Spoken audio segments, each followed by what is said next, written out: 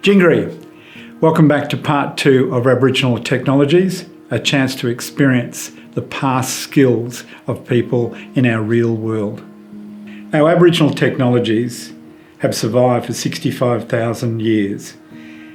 Our amazing ability of people to come up with inventions and modifications for landscape, for all the different groups and languages, and to be able to communicate, to barter and to share, and to keep on developing ways in which we can understand our real world.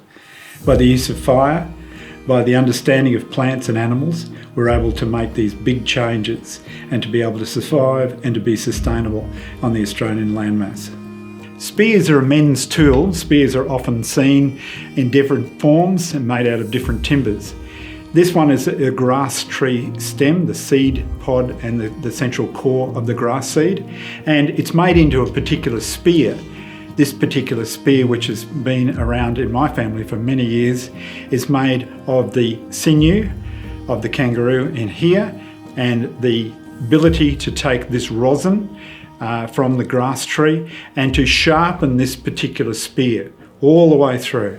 And this is made from the grass tree spear, and travelling that distance, you may find that it creates the opportunity to be placed in a woomera, and that woomera gives you the opportunity to throw it that extra distance. So a relatively short spear that can be thrown with accuracy for a large distance. Also, we have many spears for many different purposes, and it reminds me of people going fishing in today's world. So this particular spear is made of a very heavy material from the northern rainforest. Attached to it are the spines of the echidna. Now those are embedded into the base of these particular twines and creating multiple points upon using the echidna spines to create a fish spear. Very, very significant, and depending on the size and the placement of the echidna spine, you can create a spear that will catch and hold over a very large area, especially useful for fish like bream. Spears are often handed down through families and through generational groups. So this particular spear that's in my hand has been hand woven across the grip. It has been in a family for more than 80 years, and this particular one was made at the turn of the century in about 1904. Previously it would have had the blood of an echidna raced across it, which acts to keep it nice and smooth and soft and subtle. Strong, capable and very able to be used 100 years later without a problem. The woomera is a great example of a very powerful implement. The lodging of a spear across this axis here is very significant. The placement of the end tip, the use of a sinew and a glue, which is taken from, in this case, from a grass tree, is made so that the implement is very strong. To be able to grab it in your hand, and I am right-handed, so to be able to throw it like this, placing the spear, and the throwing action as it flies through the air will guarantee that you can double and sometimes treble the distance of the throw. So throws in excess of 150 metres are not uncommon. So a very effective tool, a very simple tool, and obviously a male tool. A good example of our changing technologies has been our use of the boomerangs. We're very familiar to this ply type of boomerang with the beveled edge, and it operates in a manner that you know, which looks at the wings of an aircraft. But as you probably would be aware, not all boomerangs are made to return.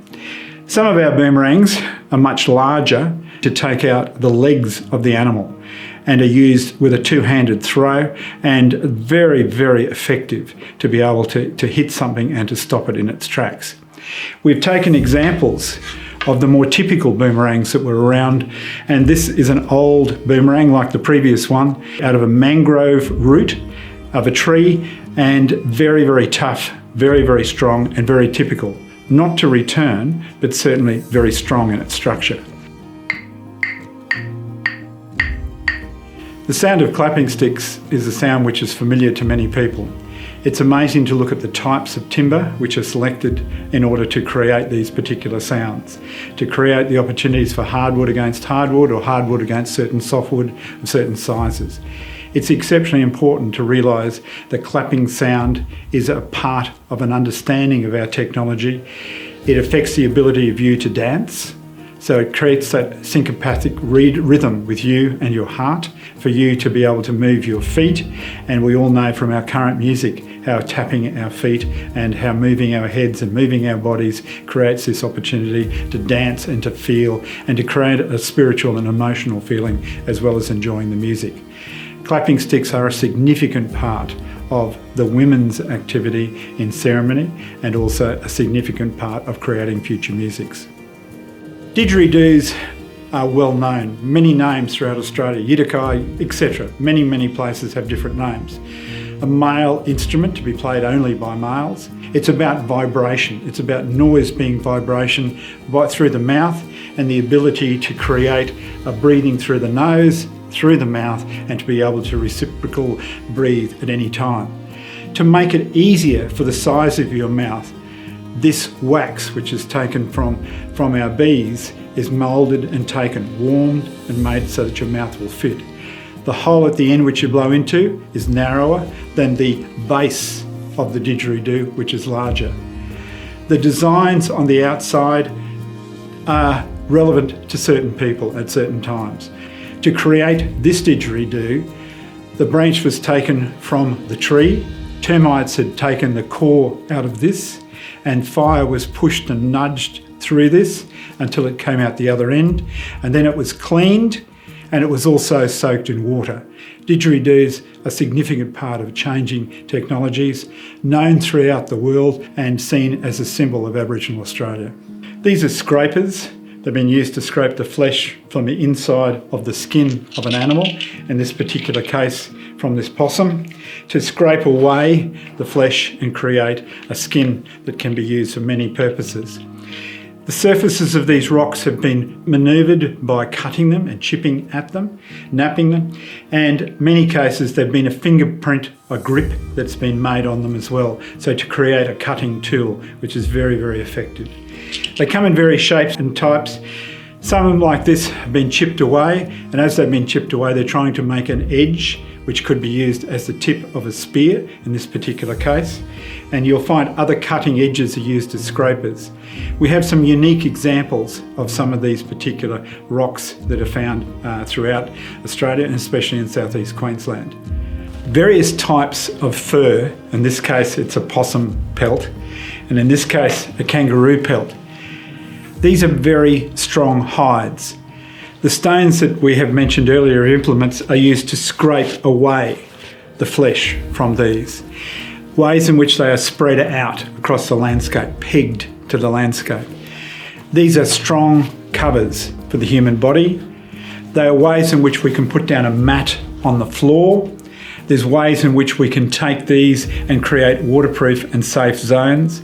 It's ways in which they can be used to carry babies and to be able to carry individuals within those, to be safe and warm and dry within these particular hides.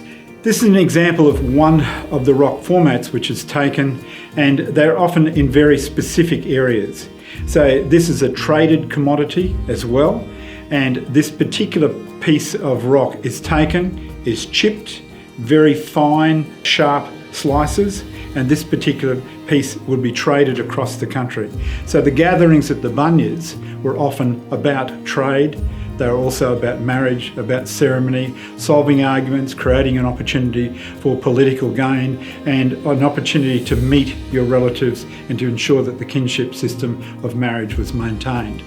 So a simple thing like an object is very significant to be able to be part of that barter and trading system. This particular material has often other rocks attached. It has a jasper material which comes from Wongawallan, and it also has on the inside of it an ochre which is used, in this case a red ochre. So the opportunity exists to create not just one object that can be traded, but you may be trading the red ochre with the particularly hard cutting material as well. This is an example of many of the objects which we'll find scattered throughout this country. Millions of objects over 65,000 plus years.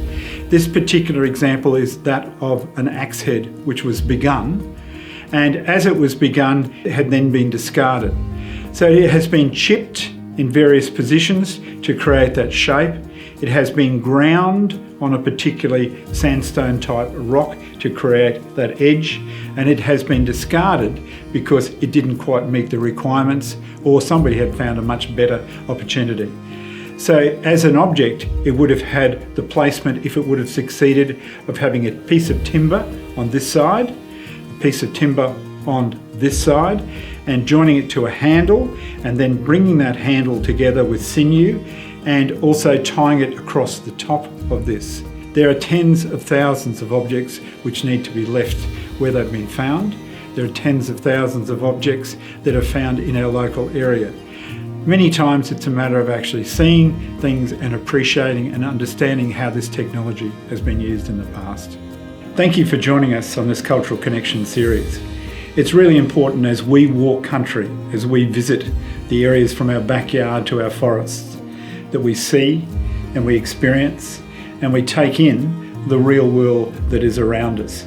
Think of the people of the past and be able to appreciate how they've maintained a sustainable and a developed lifestyle that has used a high level of technology to maintain a very healthy population pre-colonial times.